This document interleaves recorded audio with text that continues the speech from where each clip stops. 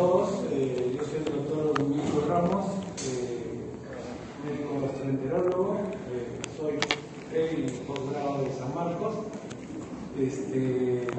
Más me rogaría que se dediquen a atender en vez de preocuparse por grabar o piratear las clases. Yo sé por qué les digo, si los veo muy interesados en eso, voy a empezar a decir cosas que no están en las diapositivas y eso va a ir en el examen. ¿Ya? Así que traten de entender. Yo sé que es difícil en las nuevas generaciones entender eso. Para nosotros es algo raro, ¿no? Cuando vamos a un concierto y la gente prefiere filmarlo que disfrutarlo, ¿no? Algo así es. Así que, como alumnos sanmarquinos, les recomiendo más bien que traten de disfrutar el momento, que traten de entender y no traten de grabarlo para verlo después, ¿no? No tiene mucho sentido, pero yo sé que tenemos que entender también algunos cambios generacionales.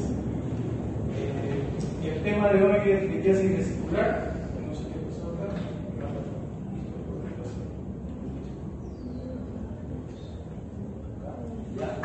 Esta es una pequeña anatomía del árbol biliar. Ya por ahí cada uno lo vi dibujando. La ventaja en la actualidad es que la tecnología ha avanzado bastante. Esto puede parecer un poco hasta primitivo.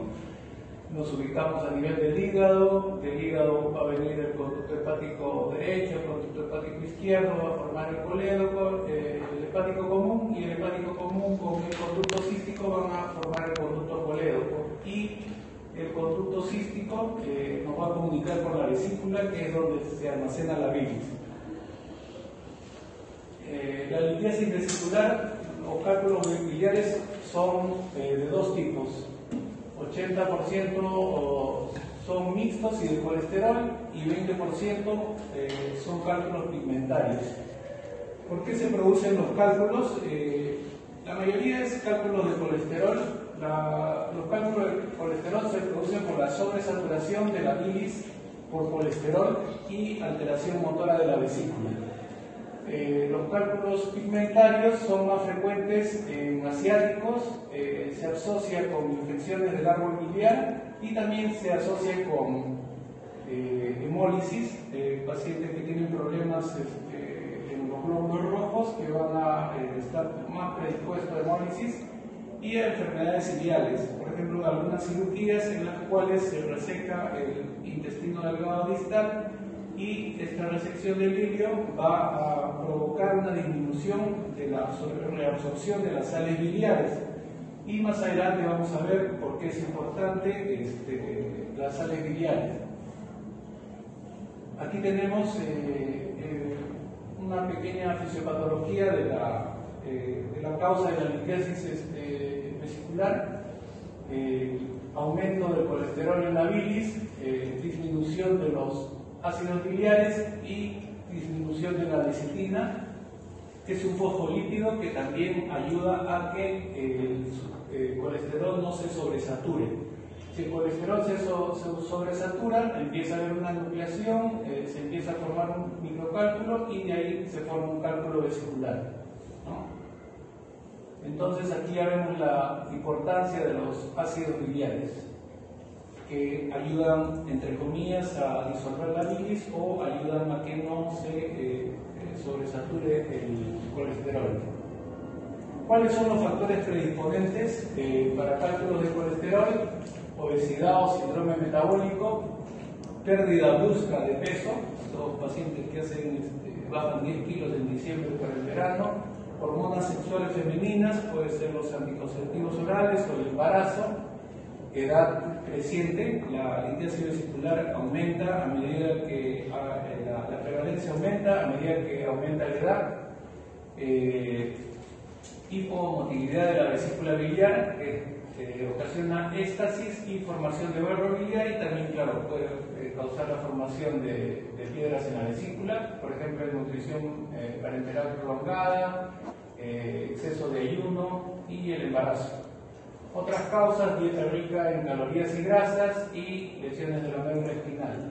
En el caso de los cálculos pigmentarios, hemólisis crónica, enfermedades de los glóbulos rojos, por ejemplo, cirrosis, anemia perniciosa, fibrosis quística, infección crónica de las vías biliares o infecciones parasitarias, que como había mencionado son más frecuentes en Asia, edad cada vez mayor, y enfermedades iliares, que algo ya mencionamos, por ejemplo en la cirugía de ilio, ¿no? La presencia de colelitiasis o piedras en la vesícula en la mayoría de los casos es asintomático, en el 80% de los casos, y la colecistitis crónica es pacientes que tienen mucho tiempo las piedras en la vesícula y empiezan a darse cambios crónicos que los ecografistas pueden detectar, ¿no? Hay un tipo de engrosamiento de la pared de la vesícula y los síntomas suelen ser leves o inespecíficos, ¿no? Puede ser distensión abdominal, una molestia en hipocondrio derecho. A veces a los pacientes les gusta decir qué queda acá o qué es lo que me está doliendo, ¿no? Pero estos síntomas son bastante inespecíficos. Si el paciente tiene piedras en la vesícula y tiene algún tipo de disconfort abdominal, el paciente se debe operar de la vesícula. El diagnóstico de elección, barato, rápido, sencillo y con buen rendimiento, es la ecografía o ultrasonografía, si ustedes revisan literatura internacional. En Perú le decimos ecografía. Limitaciones: cuando hay mucho gasto, el paciente tiene que ir en ayunas, obesidad mórbida, mucho tejido adiposo puede disminuir la calidad de la ecografía. El tratamiento. Con respecto al tratamiento, se dice que en esta parte estamos hablando de solo presencia de litiasis vesicular asintomática, ¿no? ¿Quiénes deben operarse? Sospecha o riesgo de malignidad, considerar a los pacientes con litiasis vesicular y que sean de zonas de alta prevalencia de cáncer de vesícula. Acá he puesto una estadística que la vamos a ver en la siguiente diapositiva. Litiasis asociada a pólipos vesiculares, vesícula calcificada o vesícula de porcelana, cálculos mayores a 3 centímetros, colelitiasis asintomática asociada a coledocolitiasis. Más adelantito les voy a explicar qué es la coledocolitiasis, y pacientes trasplantados antes o durante el trasplante, y condiciones hemolíticas crónicas que ya habíamos mencionado, por ejemplo la anemia de células falciformes. El tratamiento de elección para la litiasis vesicular con las indicaciones de cirugía es la colecistectomía laparoscópica, y esto va a conducir a estancias hospitalarias más cortas, reducen costos y menor tiempo para la recuperación. Esto comparándolo con la colecistectomía abierta, que era lo que se hacía antes, ¿no? Esta es la estadística que mencionaba acerca de la prevalencia de cáncer de vesícula en el mundo, ¿no? Y esta es alta prevalencia y esto es baja prevalencia. Es bien conocida la alta prevalencia de cáncer de vesícula en Bolivia, en Chile y en Perú, por la alta prevalencia de litiasis vesicular. La mayoría de pacientes con cáncer de vesícula van a tener piedras en la vesícula, pero obviamente no la mayoría de pacientes con piedras en la vesícula van a tener cáncer de vesícula, ¿no? Entonces, con respecto a esta indicación, Héctor hago hincapié en esto porque nosotros a veces leemos, la mayoría de guías son hechas en Europa, en Estados Unidos, y a veces no se aplican a nuestra realidad, ¿no? Haciendo en Perú la parte de investigación, la parte académica no es tan desarrollada como en el primer mundo. Lo más parecido al primer mundo es Chile, y si uno se fija en las guías de Chile, sí, pues hacen hincapié en la colecistectomía asintomática, ¿no? Pacientes que no tienen síntomas. Y con respecto al cáncer de vesícula, recomiendan que el paciente entre los 40 y los 50 años, o 35 y 50 años, que tienen piedras en la vesícula, deberían operarse así no tengan síntomas, por la alta prevalencia de cáncer de vesícula, que si nosotros hacemos una analogía con Perú tenemos el mismo problema.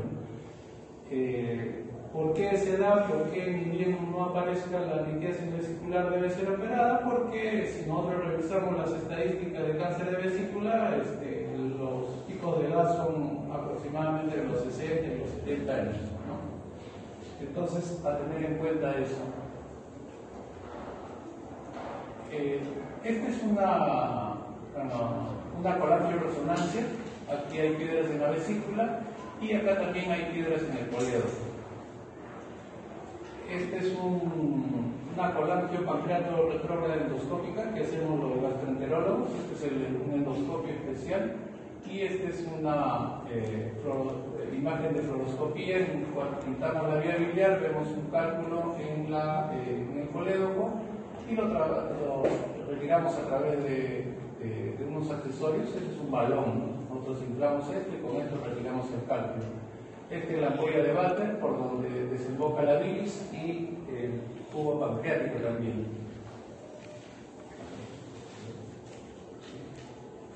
Ahora vamos a hablar, creo, del tema que era colecistitis aguda. Es una complicación de la colelitiasis por la obstrucción persistente del conducto cístico. Esto va a producir un aumento de la presión intravesicular, por consiguiente isquemia parietal, y va a producir una inflamación de la pared vesicular asociada a infección de la bilis. Síntomas: signo de Murphy, dolor en el hipocondrio derecho a la inspiración, masa, en el caso de que haya gran inflamación, dolor y sensibilidad en el cuadrante superior derecho. ¿Cuáles son las complicaciones de la colelitiasis? ¿Cuál es la importancia? Puede ser una colecistitis crónica, que es un engrosamiento de la pared de la vesícula. Puede ser una colecistitis aguda, que es la presencia de un cálculo en el bacinete entre la vesícula y el conducto cístico. Puede ser una coledocolitiasis, puede estar a este nivel, y una coledocolitiasis distal o piedras en el colédoco distal. Recordemos que en la ampolla de Walter hay una confluencia entre el conducto pancreático y el conducto colédoco, y si una piedra se impacta a este nivel, puede producir obstrucción no solo de la vía biliar, sino también del conducto pancreático, y esto puede provocar una pancreatitis.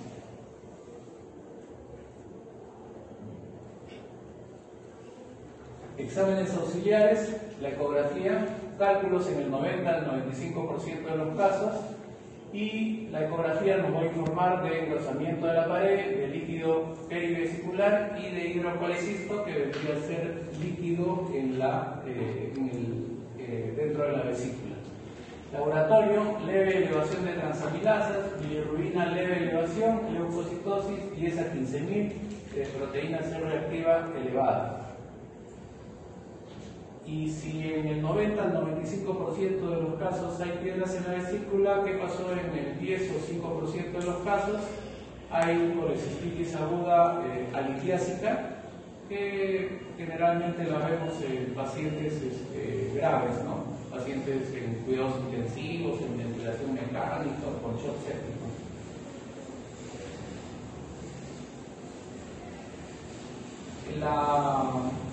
Hay unos criterios unas directrices que se han realizado en Tokio, son como unos consensos para estandarizar diagnóstico, tratamiento, son los criterios de Tokio, y esto como que han ordenado un poco más el diagnóstico, tanto en colecistitis aguda como en colangitis. Entonces, esta estandarización de criterios ayuda a entender mejor las enfermedades y hacer mejores estudios de investigación para mejorar el pronóstico y tratamiento. En el caso de la colecistitis aguda, según los criterios de Tokio, que arriba del 2013 y el 2018, signos locales de inflamación, el signo de Murphy, o sea, cuando nosotros examinamos el hipocondrio derecho, el paciente inspira, hay dolor. Signos sistémicos de inflamación, fiebre, PCR elevado, leucocitos elevados, y los hallazgos de imágenes sugestivos de colecistitis aguda. Sospecha diagnóstica si tengo un signo local de inflamación, o sea, el examen, y un signo sistémico de inflamación, que puede ser fiebre o laboratorios. Y un diagnóstico definitivo si tenemos un ítem de A, signos locales de inflamación, dolor, signo sistémico de inflamación, fiebre o leucocitosis, y una imagen sugestiva de colecistitis aguda. Otra de las complicaciones de la colecistitis aguda es el síndrome de Mirici. Normalmente la colecistitis aguda no provoca una elevación importante de las bilirrubinas, porque en sí no provoca una obstrucción de las vías biliares, en este caso el colédoco, pero en el caso del síndrome de Mirici, una complicación, el cálculo se impacta en el cístico, produce un gran edema y comprime el colédoco y puede causar ictericia. En las diferentes técnicas de imágenes se identifica el hito fuera de la vía biliar. Algo así sería, se impacta un hito a nivel del bacinete, esto causa un edema y causa una compresión de la vía biliar, que podría significar un diagnóstico diferencial con coledocolitiasis. Tratamiento, se pone al paciente en nada por vía oral, en ayuno, líquidos intravenosos, adecuada hidratación. De primera elección son los antiinflamatorios, como el diclofenac o el ibuprofeno, y de segunda elección prefieren la iosina para alcohólico, antibióticos de amplio espectro, realizar exámenes prequirúrgicos y realizar una colecistectomía laparoscópica de preferencia, y se recomienda esperar 24 a 48 horas salvo deterioro del paciente. O sea, primero hidratar al paciente, primero darle antibiótico, primero darle analgesia y de ahí operarlo, ¿no? Si el paciente sigue deteriorándose, habría que acelerar el procedimiento quirúrgico. Y ahora seguimos con la anticoagulantes.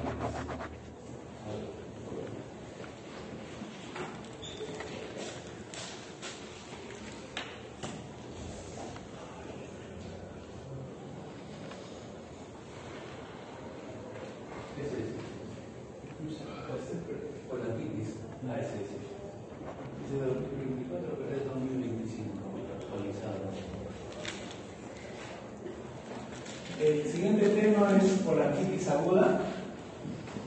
Se define como infección bacteriana del sistema ductal biliar, o sea, del colédoco del hepático común, cuya severidad es variable, presentándose desde casos autolimitados, leves, hasta casos severos que amenazan la vida del paciente, ¿no? Es por eso que se hizo los consensos de Tokio, porque había una alta mortalidad, ¿no? Los factores más importantes son la colonización bacteriana de la vía biliar y la obstrucción de la luz. O sea, no hay manera de que haya una colangitis sin obstrucción y sin infección de la vía biliar.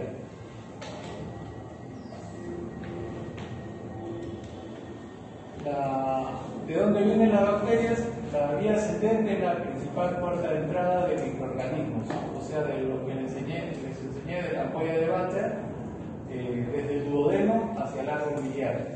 Rara vez es a través de la vena porta o los linfáticos. La principal causa de obstrucción de la vía biliar es la coledocolitiasis, 30 a 70%, y ese 15% son neoplasias con menor frecuencia, compresión extrínseca por estas neoplasias, de 10 a 20%, estenosis benignas. Una de las principales causas de las estenosis benignas son complicaciones postquirúrgicas, ¿no? Cuando el cirujano utiliza mucho el electrocauterio, puede causar estenosis postoperatoria de la vía biliar, y se caracteriza pues porque puede haber ictericia post-cirugía. 1 a 3% con la artritis esclerosante primaria, y de forma excepcional parásitos.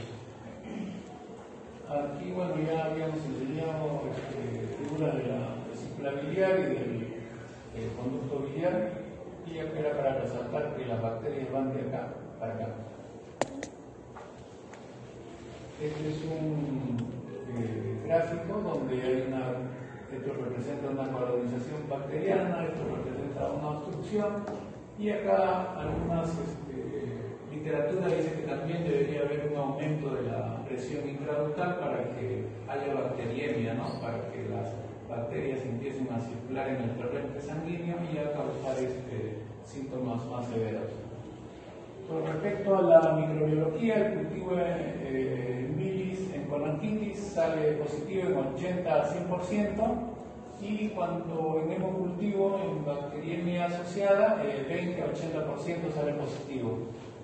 Se dice que el 30 al 70% de los casos es polimicrobiano, ¿no? Hay una tabla de las principales bacterias que causan la colanquitis: Escherichia coli, Klebsiella, Enterobacter, Pseudomonas, Proteus, y los demás ya tienen un porcentaje mucho más bajo.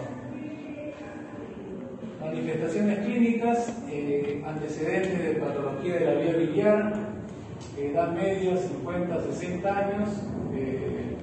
Dicen que no hay predilección por el sexo, pero aquí hay que hacer hincapié en que la litiasis vesicular es más frecuente en mujeres, ¿no? Fiebre, 90% de los casos, 60% de los casos ictericia, 70% de los casos dolor en hipocondrio derecho.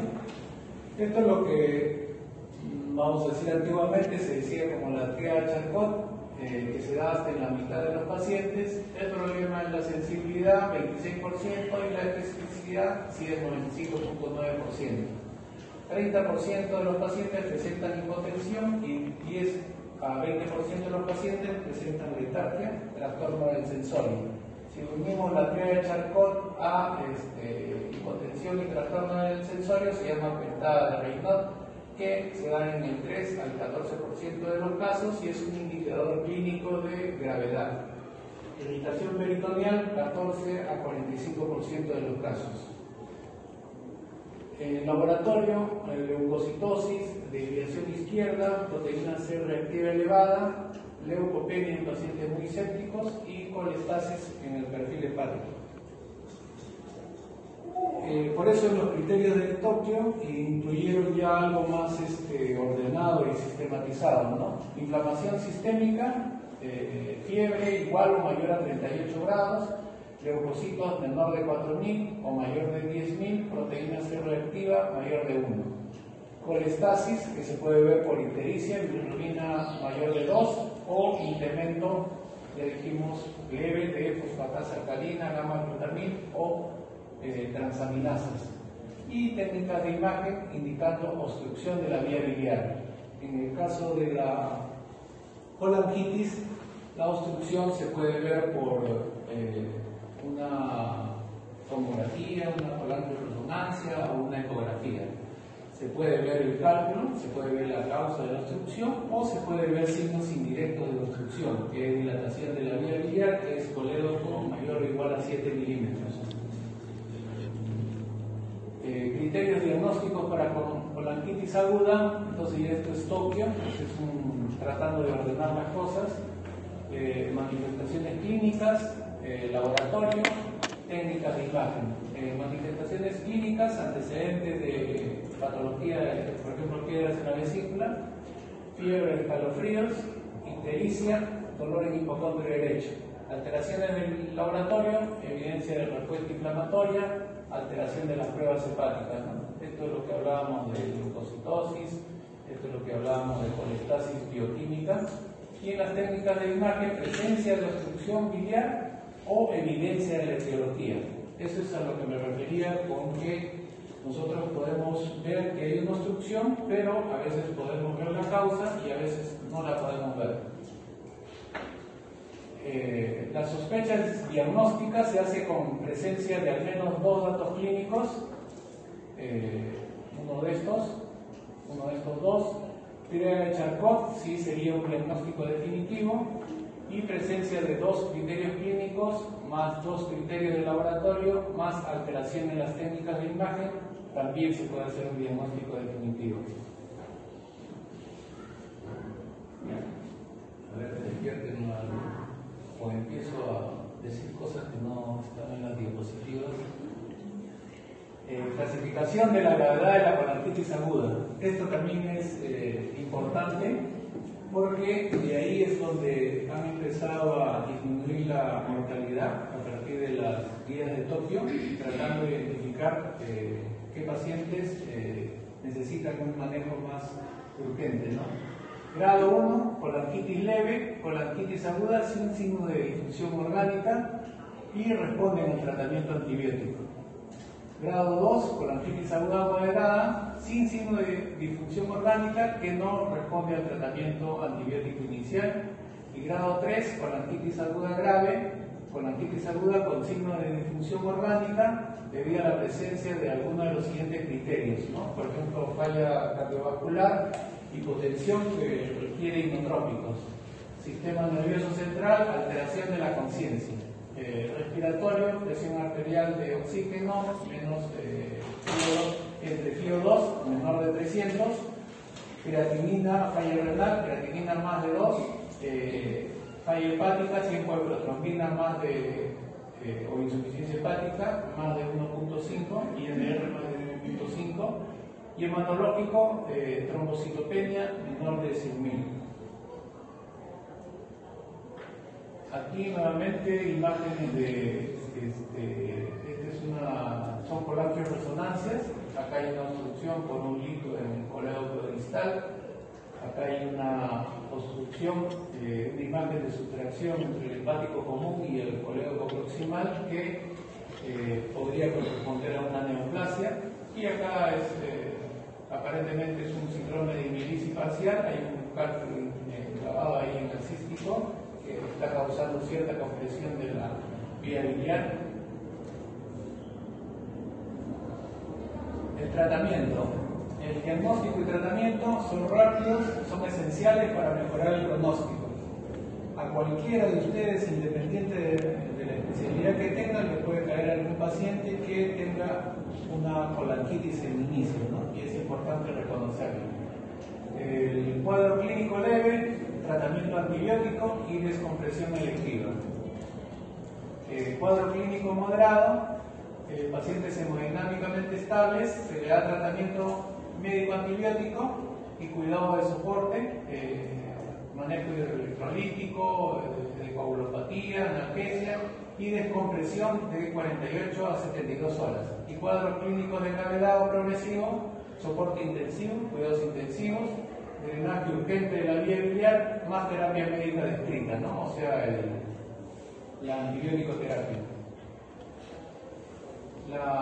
Para la terapia antimicrobiana debemos considerar las bacterias causantes, que ya les mostré el cuadro, y la gravedad, ya mostramos los criterios de Tokio, factores propios del huésped, la edad, el diabético, patrones locales de sensibilidad, que en el Perú no hay muchos, tenemos que basarnos en literatura internacional para ver cuáles son los patrones de sensibilidad, y si es comunitario o es hospitalario para ver la agresividad de la terapia antimicrobiana.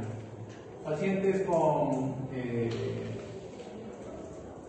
colangitis adquirida en la comunidad, acá usamos bastante ciprofloxacino, 400 cada 12 más metronidazol miligramos cada 8 horas. Una alternativa es amoxiclavulámido, 3 gramos intravenoso cada 6 horas, que antes había y ahora ya no hay en Perú, pero sí sigue habiendo en el extranjero, y cefalosporina de segunda generación. En las formas graves, piperacilina, tazobactam, carbapenens, aminoglucósidos en caso de sepsis severa o shock séptico. Las formas más graves, edad avanzada y manipulación de la vía biliar, usar antianaeróbicos siempre, como el metronidazol, ¿no? Y el antibiótico se puede modificar de acuerdo a los cultivos, ¿no? Eso se llama no perder tiempo, ¿no? O sea, administrar los antibióticos de acuerdo a la sugerencia de la literatura, y paralelamente se puede esperar el antibiograma y la sensibilidad para ver si el paciente no evoluciona bien, darle algún antibiótico al cual el germen sea sensible.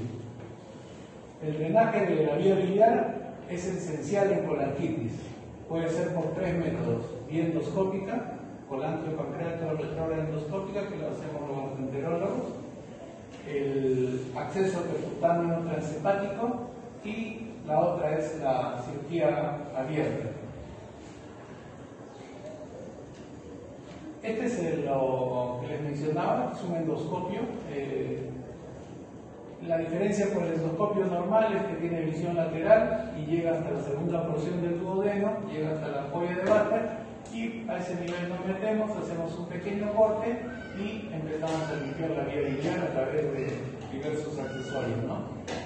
Esta es la folla de Vater. Aquí estamos realizando un pequeño corte, una esfinterotomía, y aquí introducimos estos balones dentro de los inflados. Una vez adentro los inflamos, solucionamos los litos para retirarlo de la vía biliar.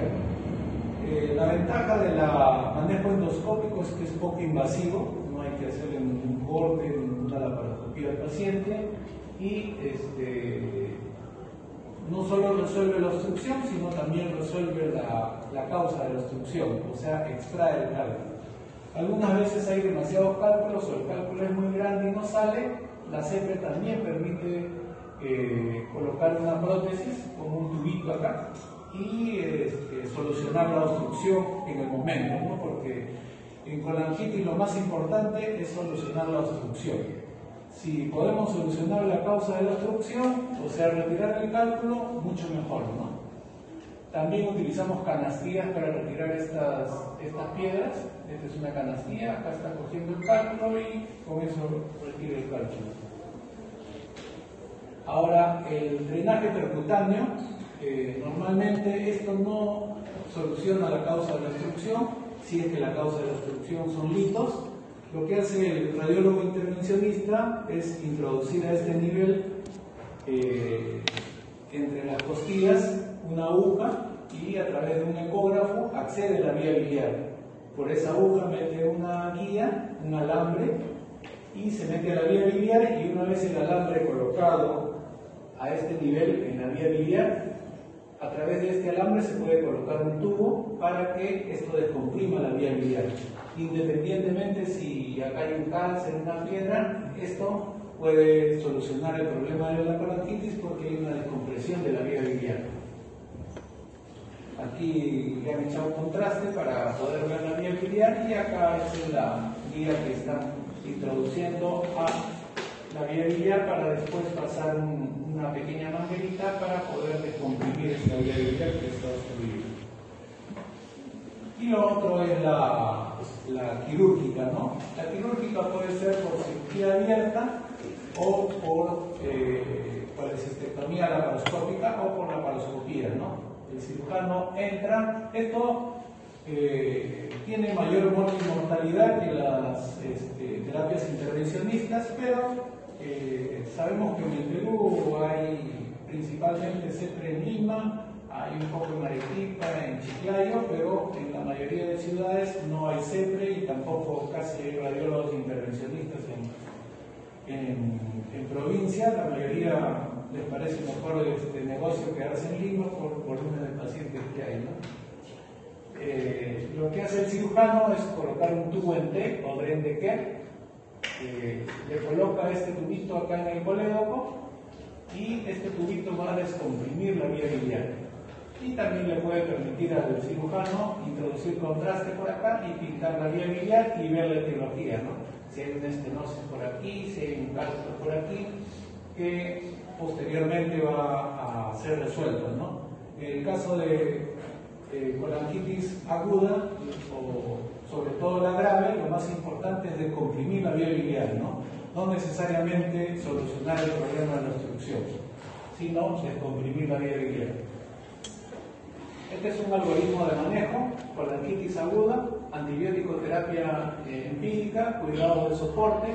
Esperamos 12 a 24 horas. Si el paciente mejora, lo podemos programar para un drenaje biliar endoscópico. Si este drenaje biliar endoscópico tiene éxito, el paciente tiene que ir a colecistectomía. ¿Por qué? Ya mencionamos que la mayoría de las causas de la obstrucción de la vía biliar son piedras en el colédoco. ¿De dónde vienen las piedras en el colédoco? La mayoría vienen de la vesícula. Si no sacamos la vesícula, el paciente va a tener otra coledopolitiasis. Si el paciente no mejora, drenaje biliar endoscópico urgente.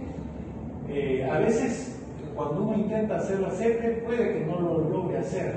Entonces, puede uno reintentar otra CEPRE con alguien más experto o hacer el drenaje por radiología intervencionista, el drenaje percutáneo. Y si todo sale bien, ya el paciente puede ir a una cirugía, a una colecistectomía. Si el paciente tiene éxito en el drenaje biliar endoscópico urgente, cirugía electiva si el paciente precisa, ¿no? Eso sería las dos clases. No sé si tienen alguna pregunta. ¿Cuándo se fractura el hito? He visto que in situ se fractura. Ya, lo que habla él se llama litotripsia, ¿no? Cuando el cálculo es muy grande, existen canastillas de acero como la que hemos mostrado, el cálculo no sale, no cabe por la ampolla de váter, por el diámetro del colédoco distal, y con una canastilla se atrapa y se trata de romper el cálculo, ¿no? Y hay otro que es colangioscopía, que se utiliza litotripsia láser o electrohidráulica, y también se puede partir el cálculo para que el cálculo pueda salir. Básicamente la respuesta es cuando el cálculo es demasiado grande y no sale por la ampolla de váter, ¿no? ¿Alguna otra pregunta?